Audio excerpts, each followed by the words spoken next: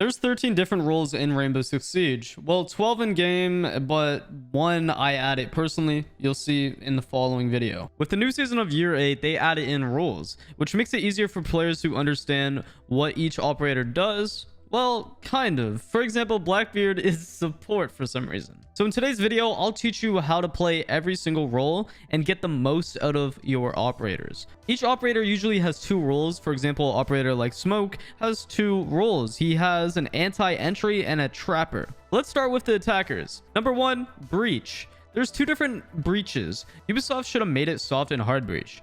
Anyways, Buck and Sledge are breaches. Their main objective is to create lines of sight, whether that's vertically or horizontally, creating lines of sight that either pinch enemies from playing in important spots or from allowing them to do things like bandit trick or even from swinging your teammates. For example, on this round with Buck, me and Sledge go to take upstairs to breach the floor, but our teammates rush sight and end up putting us in a 2v2.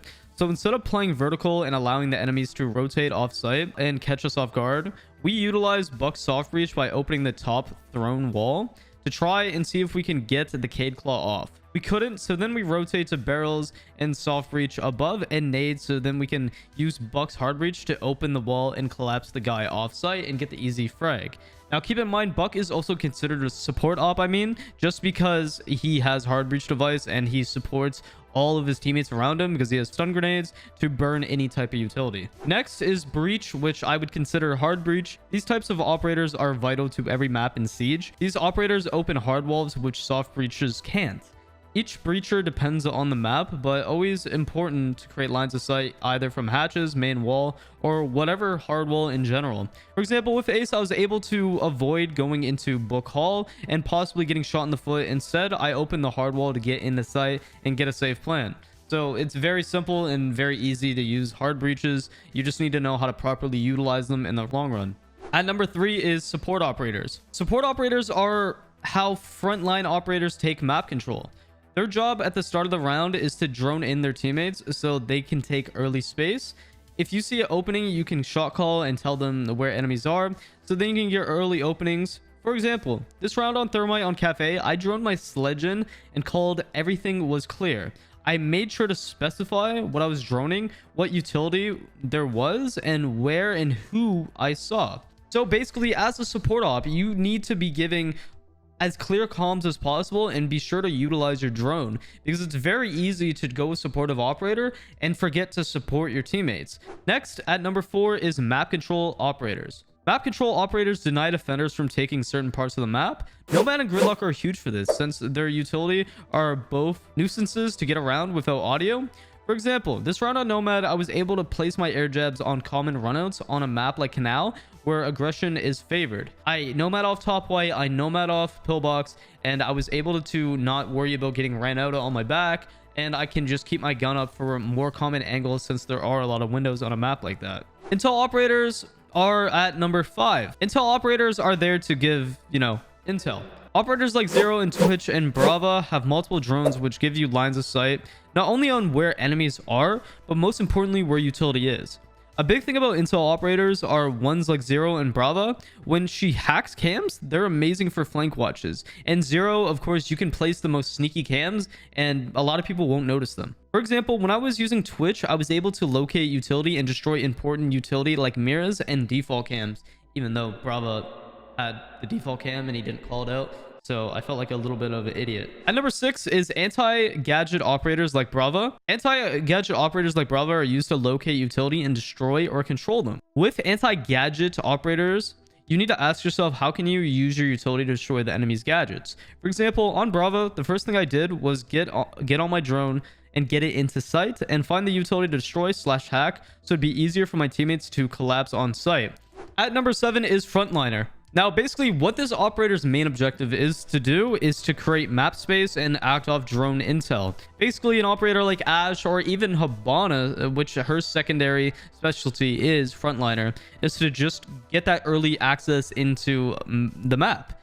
You're not supposed to just rush into sight. That's not what that means. It just means you're supposed to act off information, take the space, so then you can use your utility to further your teammates into the attacking round.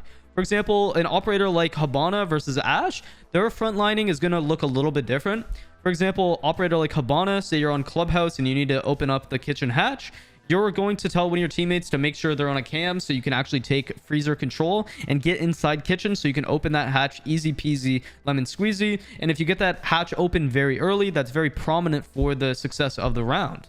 Versus an Ashe, where, for example, if you're on that same exact round, you might have her take strip control off a pre-place and have early cutoff for anybody rotating around the map, just so your teammates are safe to get inside freezer / kitchen. You see the difference? Now let's swap to the defending side, which is very important that you get these rules down properly. At number 1 is anti-entry. Now the easiest example I can show you guys is, of course, going castle on cafe reading site. Now the whole point of this is to just extend above and contest the enemies to just easily getting in sight, and just to protect anybody roaming above that can watch any vertical holes if anybody tries to rush into sight to try to get an easy plant. The great thing about Castle is his kit is overall just fantastic for anti-entry. He has vertical, which allows him to make vertical lines of sight because he has this super shorty rotation capability, beepers, which gives you, intel, and it might spook anybody trying to be sneaky. But most importantly, he has his castle barricade. Basically, it's self-explanatory. It's very hard to enter the map if you have certain lines of sight castled off, like doorways or windows. Now, it's anti-entering them from getting into the map. Very simple. Operators like this are supposed to either waste time for the attackers, make them waste utility that would more than likely be used for other things. For example, if somebody has an Ashe charge, they're now not going to be able to get rid of a Maestro Cam if, the only thing they have is an Ashe charge to get rid of the castle. Overall, it just wastes time and make them waste important types of utility. At number 2 is crowd control. Now, these type of operators differ in terms of playstyle, in my personal opinion. For example, I have 2 examples. I have Malusi and I have Vigil.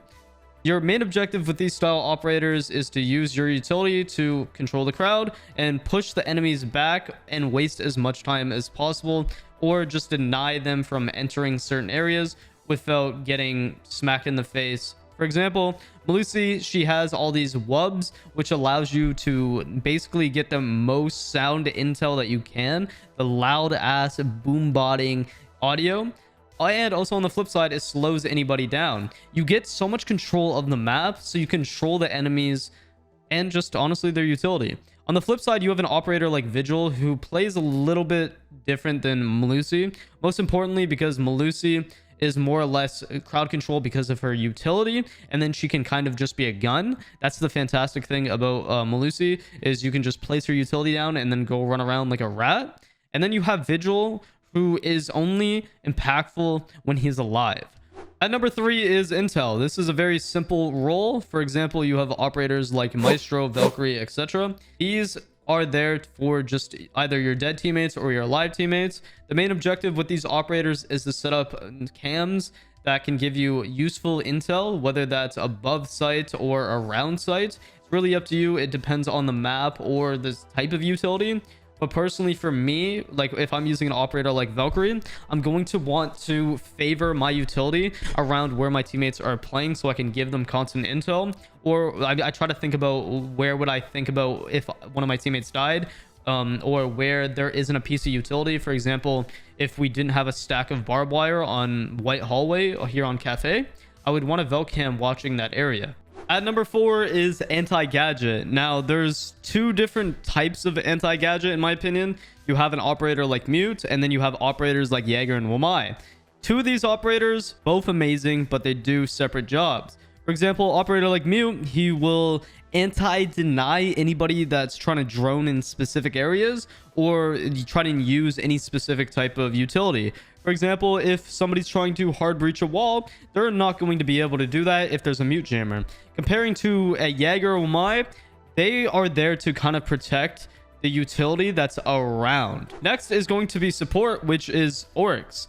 This is a very surprising one, but it does make sense because what I think Ubisoft meant by support is how you set up sites. And just also, if you think about the utility that Oryx does have, which is the beepers or barbed wire, you are supporting your teammates with that. So I don't know. I just see Oryx as being more of a roamer type, but they didn't really add that label. So basically, your main objective with the supportive op is to really make as many lines of sight as possible that's needed. For example, you're seeing me here on Villa with Oryx, making all the lines of sight and any holes that's needed for the map Villa, which are very prominent for just late round attacks, so they can't, you know, just feel not pressured as an attacker and take early access to book. And even late round is going to be a huge pain in the butt, because even going back when I was talking about hard breach, when I was opening that one wall as ace, I would literally have to walk into someone's line of sight. That's where I would have to prone and give them sound intel and probably die. On the flip side, you have operators like Pulse, which is also support.